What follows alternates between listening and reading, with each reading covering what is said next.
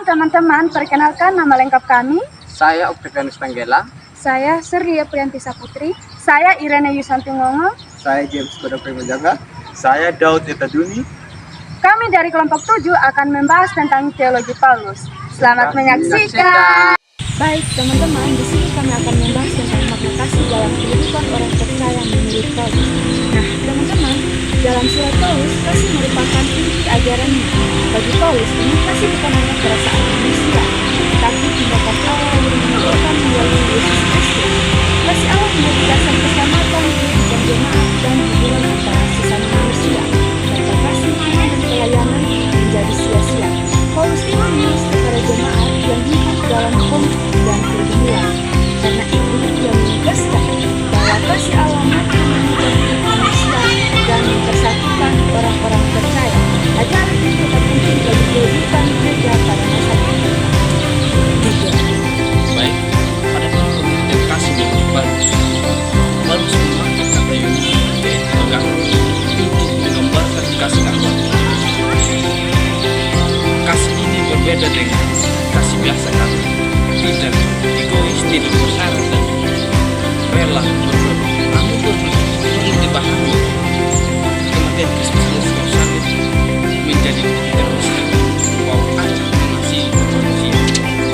Kasih Kristus bersifat membawa keselamatan, membebaskan manusia dari dosa, serta memulihkan hubungan manusia dan Allah lewat Yesus Kristus sendiri. Adapun ciri-ciri kasih menurut Paulus dalam 1 Korintus pasal 13 ayat 5 sampai ayat 7, Paulus menjelaskan karakter kasih Kristus yaitu sabar, murah hati, tidak cemburu, tidak sombong, tidak mencari keuntungan diri sendiri, tidak pemarah, tidak menyimpan kesalahan orang lain. Apa makna kasih bagi kehidupan orang percaya saat ini? Yang menjadi maknanya kita harus perlu mencerminkan karakter Kristus sebagaimana yang diajarkan dalam 1 Korintus pasal 13 ayat yang ke-4 sampai ayat yang ke-7 tadi, bahwa Yesus Kristus memiliki sifat tidak cemburu, tidak sombong, tidak pemarah, tidak mengutukkan diri dan tidak menyimpan kesalahan orang lain. Nah, bahkan dia telah berkorban diri untuk menyelamatkan manusia yang dengan dosa. Itu yang perlu kita katakan bahwa sebagai orang percaya saat ini kita hidup dalam berdampingan satu dengan lain. Kita saling menghormati, menghargai dan saling menolong satu dengan yang lain. Sehingga kita perlu mencerminkan kasih Kristus, yaitu kita berbuat baik dan saling membangun hubungan yang harmonis dengan Kristus. Baik, kita akan masuk dalam pembahasan yang berikut, yaitu kasih terhadap keluarga dan sesama. Dalam ajarannya Paulus mengajarkan bahwa keluarga adalah tempat pertama seseorang belajar kasih. Dalam keluarga, kasih harus diwujudkan melalui perhatian, penghormatan, dan tanggung jawab. Bahwa kasih itu harus tulus, seperti kasih setia, saling menghormati, rela berkorban.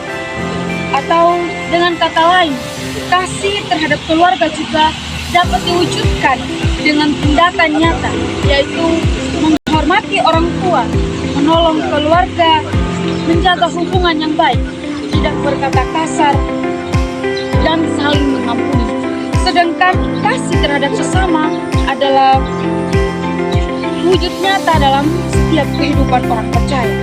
Kasih ini ditunjukkan melalui setiap sikap, saling menolong, mengampuni, menghargai, dan hidup dalam cara hidup yang damai bagi semua orang. Mengasihi sesama berarti kita harus melakukan sesuai dengan kehendak Allah dan mencerminkan kasih Kristus dalam kehidupan sehari. Inti dari teologi Paulus tentang kasih menempatkan kasih Allah sebagai pusat keselamatan dan kehidupan Kristen. Kasih Allah dinyatakan melalui Yesus Kristus yang mati dan bangkit bagi manusia yang berdosa. Paulus menyatakan bahwa kasih harus menjadi dasar iman, pelayanan, dan kehidupan bersama. Tanpa kasih, seluruh kehidupan rohani menjadi kosong. Namun dengan kasih, gereja dapat menjadi terang bagi dunia, menghadirkan damai sejahtera bagi anak. Jadi, dari mata tadi, refleksi teologis gereja ini, teologi Paulus tentang kasih menunjukkan bahwa inti kekristenan bukan hanya aturan agama, melainkan hubungan dengan Allah yang penuh kasih.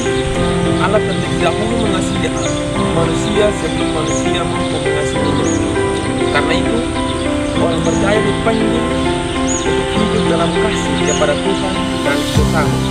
Kasih menurut Paulus bukan teori, tetapi tindakan nyata yang terlihat dalam pengampunan, pengorbanan, kesetiaan, dan pelayanan. Dunia saat ini membutuhkan kasih yang sejati di tengah-tengah kebencian, kekerasan, dan individualisme. Gereja dipanggil menjadi saksi kasih Kristus melalui kehidupan sehari-hari.